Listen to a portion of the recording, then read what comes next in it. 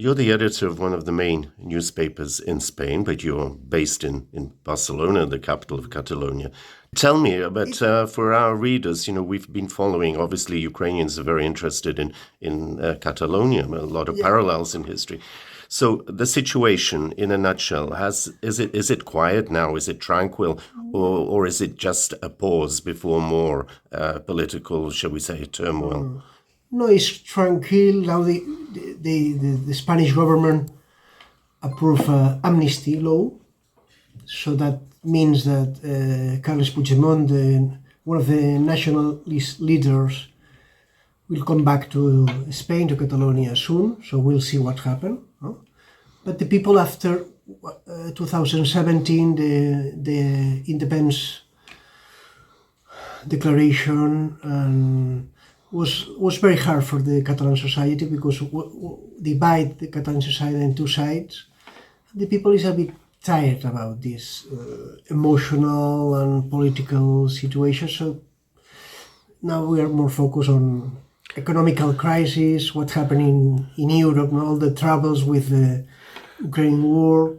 Do you consider, as an editor of the leading paper here, do you believe that the extent of autonomy that Catalonia enjoys is sufficient to meet the cultural, economic, legal interests of this country, region? Well, it's from the Constitution since 1988, is one of the highest autonomies in Europe, more than German land, no? We have in Catalonia autonomy about school, sanitarian policies, Catalan policy. So we enjoy a high levels of autonomy. But of course, there's that clash between nationalist and not nationalist parties inside Catalonia, not only between Barcelona and Madrid. We have this division in Catalonia, 50% about people, Catalans who believe Spanish and feel Spanish, people who feel Spanish and want to belong to Spain, and maybe 35% of the population, Catalan population, 30% now, that they prefer a Catalan state. In the last parliamentary elections, I understand the socialists also won in Catalonia. What percentage of the voters were, would you call them, independentists? The percent, I think, 45%. 45%, the people who vote. Not all the population was 33. The socialists won the elections. 2 elections ago was the Citizens, was a liberal party, no independent, no nationalist. So the last 2 elections who won wasn't the nationalist parties, but our electoral system makes stronger the nationalism, because the vote from outside Barcelona is more represented in the parliament than the voters from Barcelona. So the nationalist party have more support in the countryside than in the city. The reason is that point of 50-50. Always I say 50-50 because it's changed a little bit, but it's a divided society.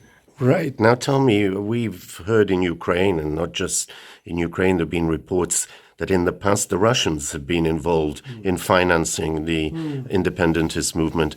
What do we know now? Were these cases ever brought to trial of those people charged with working with the Russians? Well, it's on trial, it's under investigation in two courts, no? Because there are different connections between Junts, the nationalist party, with some Russians.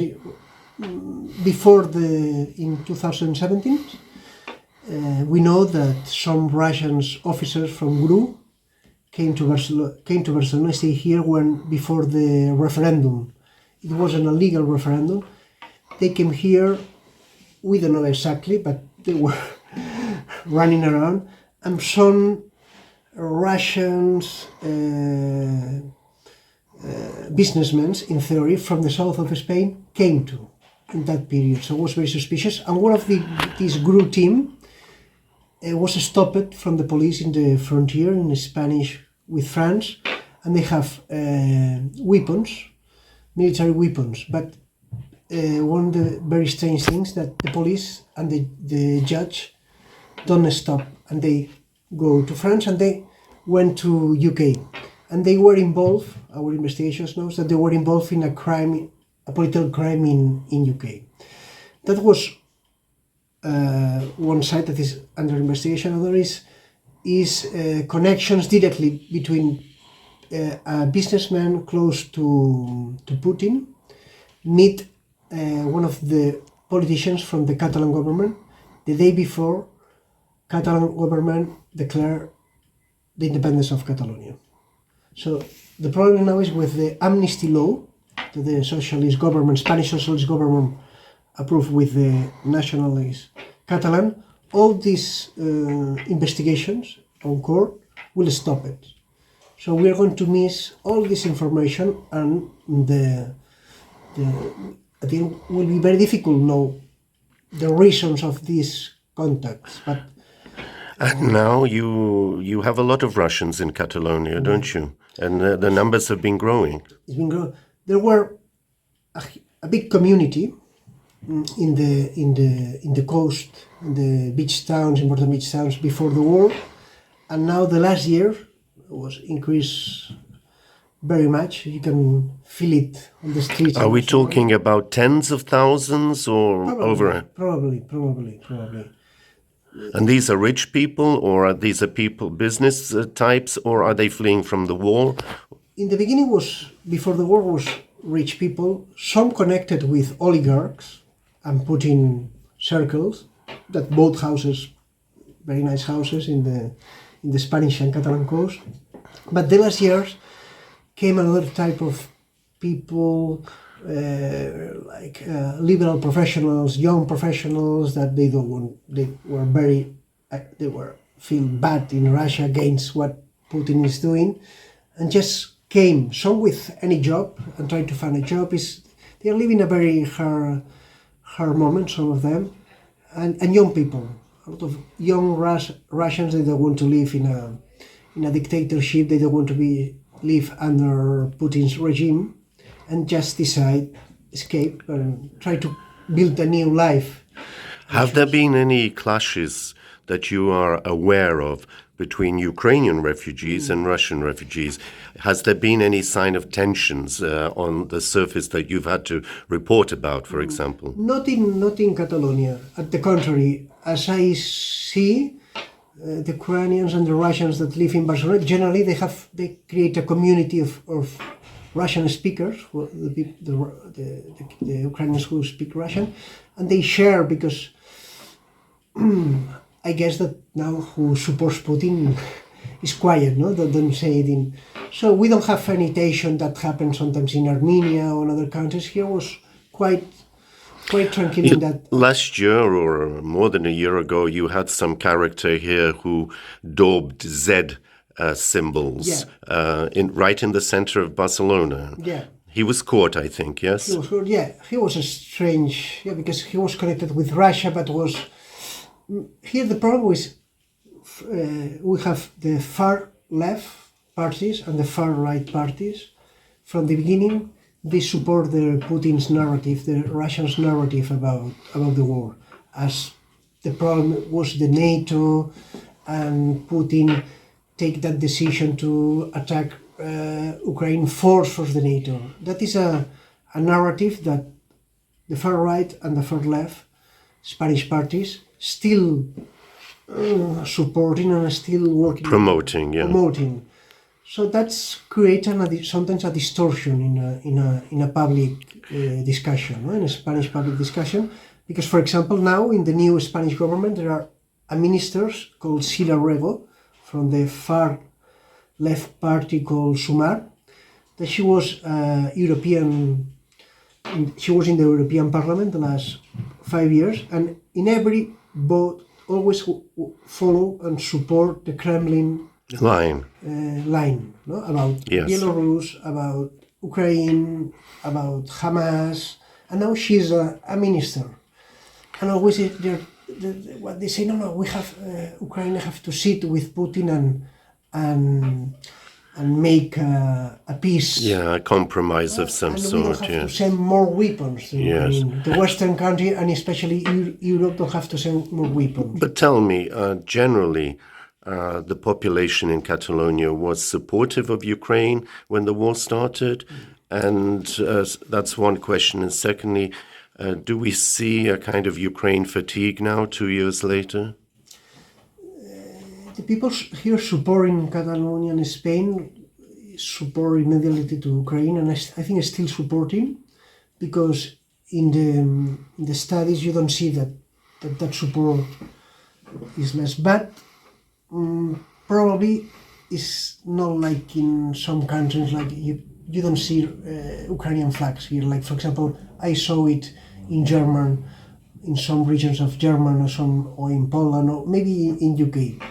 Probably because we are a little bit more far, no? It's more far of our Mediterranean culture. And you have a lot of either Catalan or Spanish flags in the windows. Yeah, but I think that we fell as aggression to a European country, a European country that want to live in freedom. So that still is the same. Is the same, but it's true that people started tired, no? Because it's take long. The war is a long war that Putin wants. That is a long war. But have you here in Catalonia or in the rest of Spain, have you felt the pinch economically? Have there been economic consequences, energy-wise, or prices going up, of products in the shops? Has the average Spaniard or Catalan had to pay for this war that Putin has imposed? Yeah, it's quite high. The inflation, the energy in Spain, the electricity is very high. But it wasn't an argument for people here for feel that it's because the Ukrainians, no? The people is tired about pay so much for the electricity, for the gas, no? That's tired, and the economies, we're not in our best moment. The inflation is very high, but I think that's a sacrifice that people can do it and want to do it for a freedom in Europe. You have to understand that probably Spain is one of the Spanish population and Catalan population is one of the most feel Europeans in Europe, no? And support the European Union. Well, tell me, that's from that I'd like to ask you, do you think that the average Spanish citizen would be prepared to see Ukraine in the EU or even in NATO? Yes, of course. In EU, all the newspapers, we were very happy and support the process for Ukrainian became a member of the European Union, and many people support that Ukrainian have to be in NATO, no? Because we see how the Ukraine is fighting for their freedom, no? The Ukrainians are fighting for their freedom, and I think that we remember, for example, the Maidan, no? All the young Ukrainian with European flags. We don't forget that, and we don't forget, for example, that Spain won the Euro Cup, football Euro Cup in Kyiv in the Ukrainian, and we saw a country, a modern country, that want to be part of the democracy. Right. But the problem is that if take long, of course, the people start to think in other subjects, is worried about what's happening in the Middle East. So sure. Look, let's conclude with your thoughts. What messages would you have for journalists working in Ukraine? Spain represents one of the models of democracy, freedom of expression in action. But Spain has come through difficult times in not so far ago. What messages would you have for young journalists who are watching this interview with you as the editor of one of the best newspapers in Spain? Well, I think it's what you do, in Kyiv Post and other newspapers and televisions is for me, it's very emotional, no? It's like, because we know that you are working very hard in a very difficult situations. For doing one thing that is very important, that is Spain, what's happened in your country. and from feeling free, because you can see in Kyiv Post is a free newspaper, and we try to read directly what do you think, what you express, the Ukrainians. We don't want to read in American newspapers, so we are sending Spanish journalists to Ukraine, but at the same time it's very important to know directly, thanks to the online editions, etc., know directly what the Ukrainian people is feeling, what is happening in the front line, what is happening in the... So I think it's very important, the job that all the journalists are doing, especially now, in this situation with all the missiles attacks. So it's inspired us, and we feel very proud of the Ukrainian journalists. And we're very grateful to you for still keeping a Ukrainian banner with national colors on your front page 2 years after the war started. Thank you very much on behalf of all Ukrainians here and in Ukraine, our appreciation to you. You're welcome. Gracias.